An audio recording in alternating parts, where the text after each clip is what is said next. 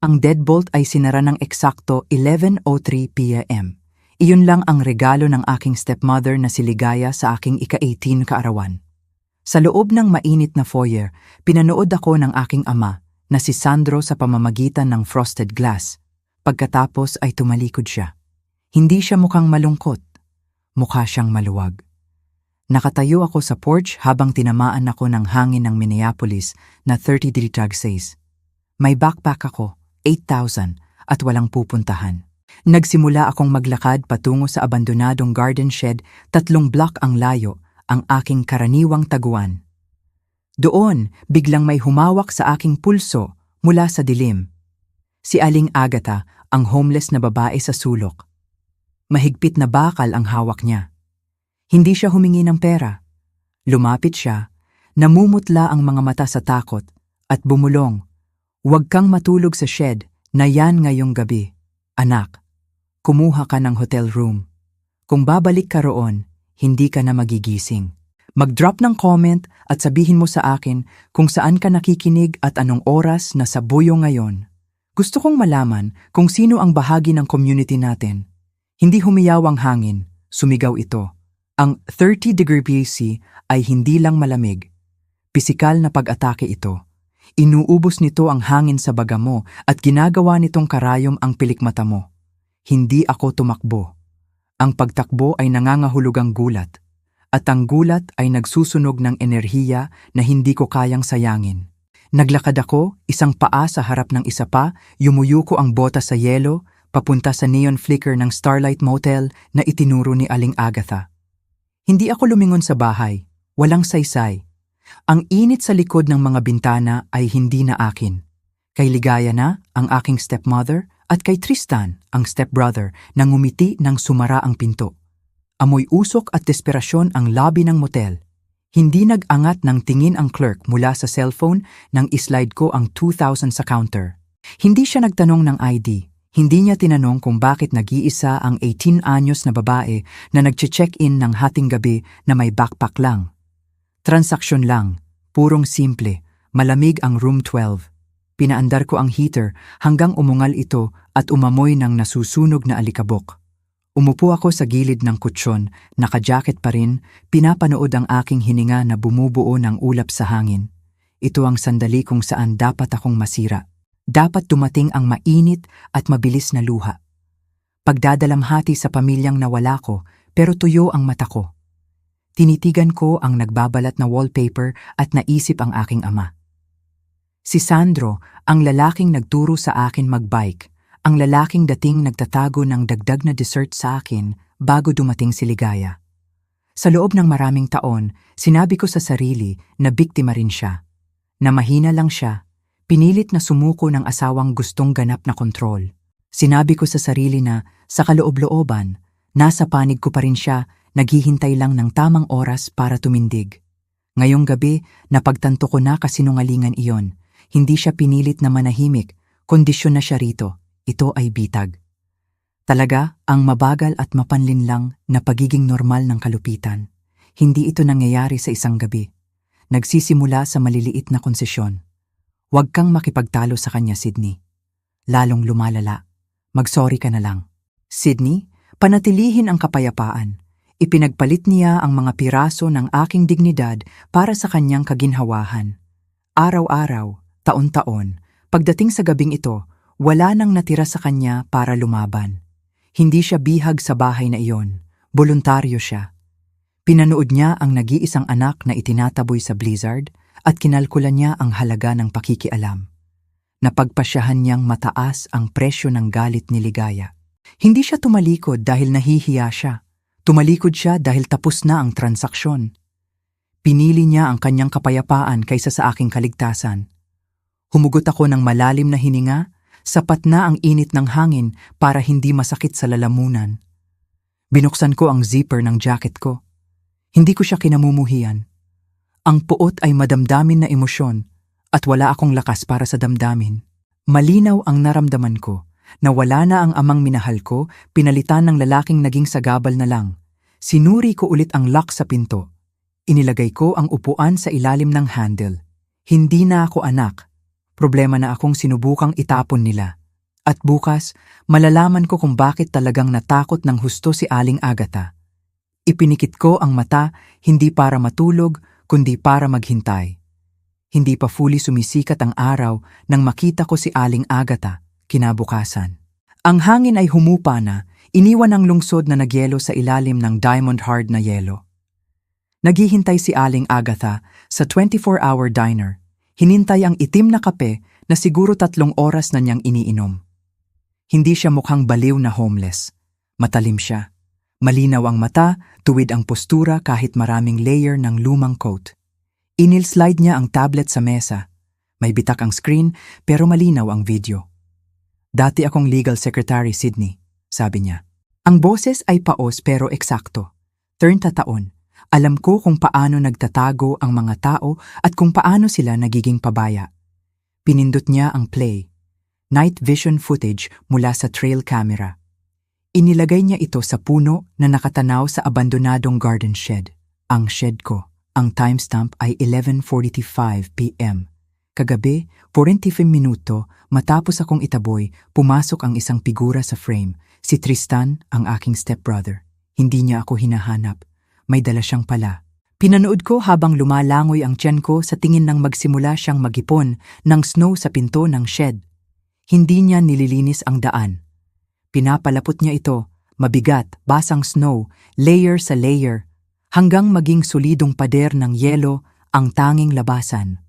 Gumawa siya ng methodical. Sinuri niya ang mga bintana na nakaboard up mula sa labas. Pagkatapos ay tumigil siya.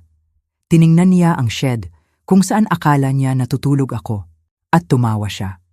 Hindi nerbyos na tawa. Tunog iyon ng taong nag-solve ng problema. Kinuha niya ang cellphone, nag-type ng mabilis na text at umalis. Natapos ang video. Tinitigan ko ang itim na screen. Kung naroon ako, kung nakatulog ako, bababa sa 30 degsi. Sa barricaded na pinto, mawawala ang airflow. Lalusot ang lamig. Hindi na ako magigising. Hindi iyon eviction, mahinang sabi ni Aling Agatha. Libingan iyon. Tumingin ako sa kanya. Ang galit na malamig na buhol sa dibdib ko, biglang lumaki, pinuno ang baga, lalamunan mata ko. Hindi na ito lungkot, puro kristal na galit. Bakit bumulong ako? Bakit niya gagawin yon? Wala na ako roon. Dahil pag 18 mo, nagbubukas ang trust fund, sabi ni Aling Agatha. At kung wala ka roon para pumirma, sino ang makakakuha ang iyong ama? Tumama sa akin iyon. Ang pagtataboy ay hindi parusa. Plano iyon. Kailangan nila akong mawala, pero hindi pwedeng hayaan akong umalis lang. Kung umalis ako, pwede akong bumalik.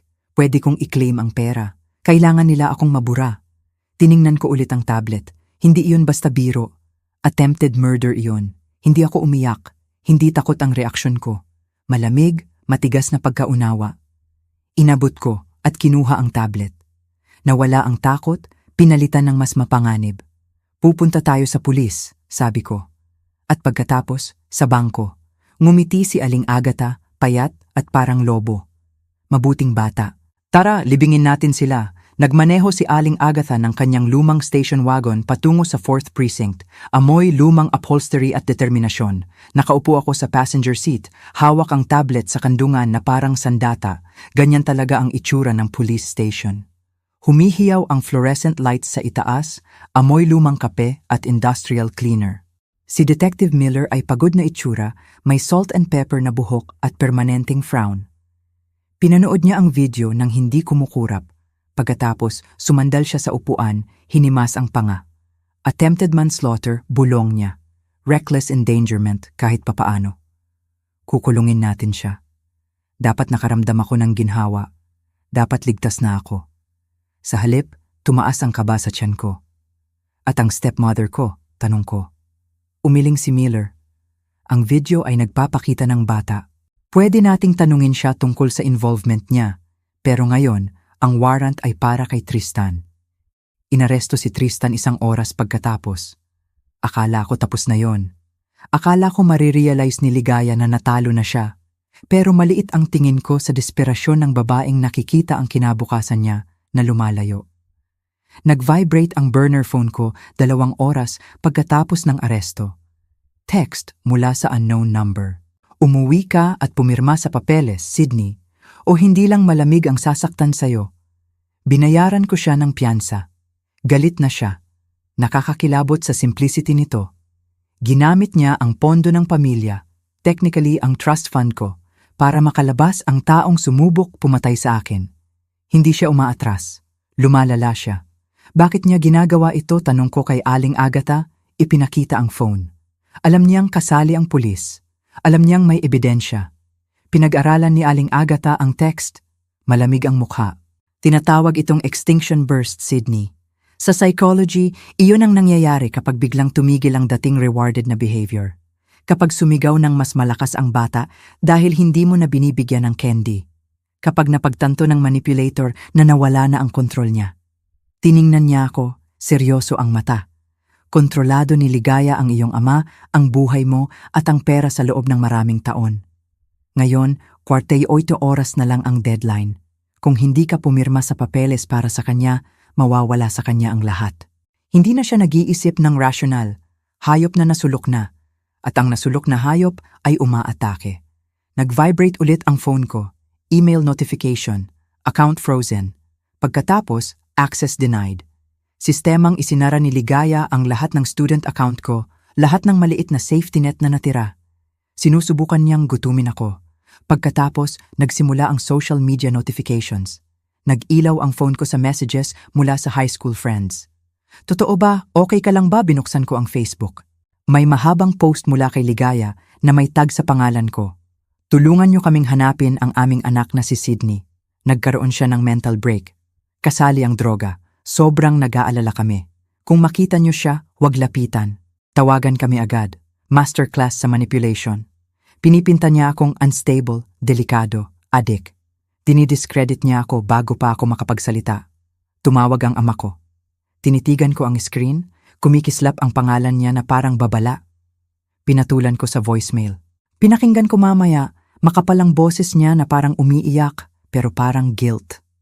Sydney, please. Sinisira mo ang pamilya natin. Umuwi ka na lang. Maayos natin to. Misunderstanding lang lahat. Hindi sinasadya ni Tristan. Misunderstanding. Attempted murder ay misunderstanding. Tiningnan ko si Aling Agatha. Sinusubukan niyang ilibing ako, sabi ko. Sinusubukan niyang siguraduhin na walang maniniwala sa akin. Ngumiti si Aling Agatha, walang init. Hayaan niyang subukan. Nakikipaglaban siya sa digmaan ng tsismis. Tayo, lalaban tayo sa tinta. Inabot niya sa bag niya at kinuha ang sariwang notepad. Matulog ka muna, Sydney. Bukas, pupunta tayo sa bangko at hindi tayo naka-hoodie. Magbibihis tayo para sa digmaan. Kinabukasan, nagising ako na may plano. Walang taguan na, walang hoodie. Hinukay ko sa backpack at kinuha ang tanging formal outfit ko. Itim na blazer na binili ko para sa school debate at puting blouse. Hindi designer, pero malinis. Matalim. Armor. Pinanood ako ni Aling Agatha habang nagbibihis. Tumango ng aprobal. Mukha kang gulo, sabi niya. Ang magandang klaseng gulo.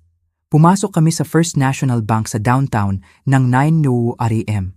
Matatalim. Maluwang ang lobby, puro marmol na haligi at tahimik na tono. Amoy pera, matandang tahimik na pera. Nagmarcha ako sa reception desk, sumusunod si Aling Agatha na parang bodyguard sa trench coat. Ako si Sydney, sabi ko sa receptionist. Nandito ako para makita ang senior trustee ng estate ng lolo ko. Kumurap ang receptionist, lumipat ang tingin mula sa thrifted blazer ko patungo sa lumang bota ni Aling Agatha. May appointment ka ba? Hindi ko kailangan, sabi ko, inilslide ang ID ko sa polished wood. Ako ang beneficiary, at nandito ako para pumirma.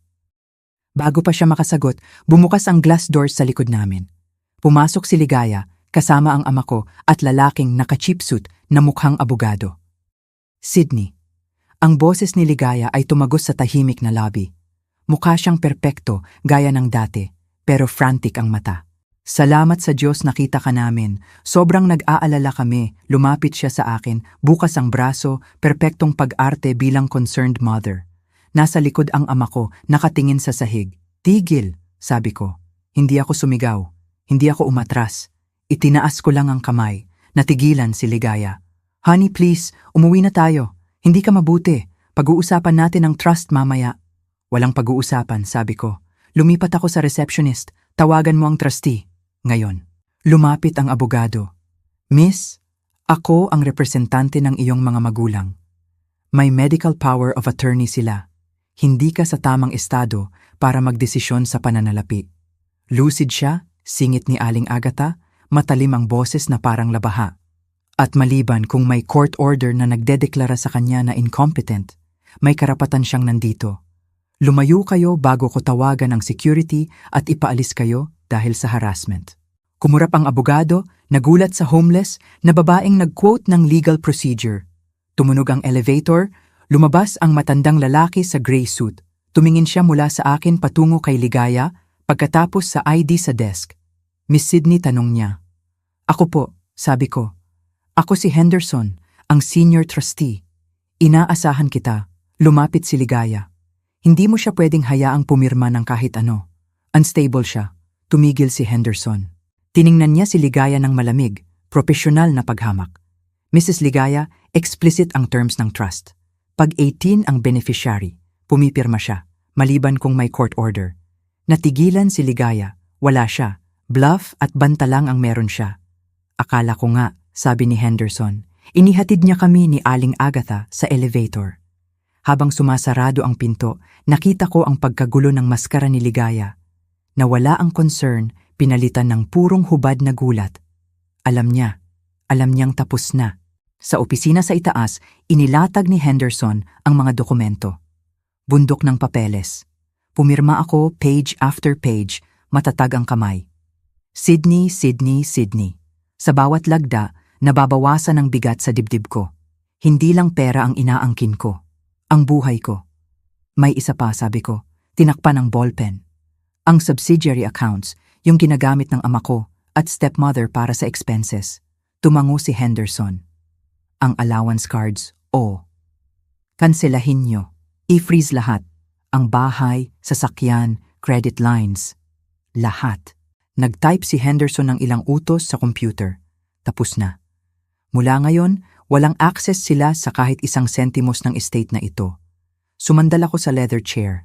Ligtas na ako. Malaya na ako. Pagkatapos ay nilinaw ni Henderson ang lalamunan. Kinuha niya ang makapal na selyadong sobre mula sa drawer. May secondary matter.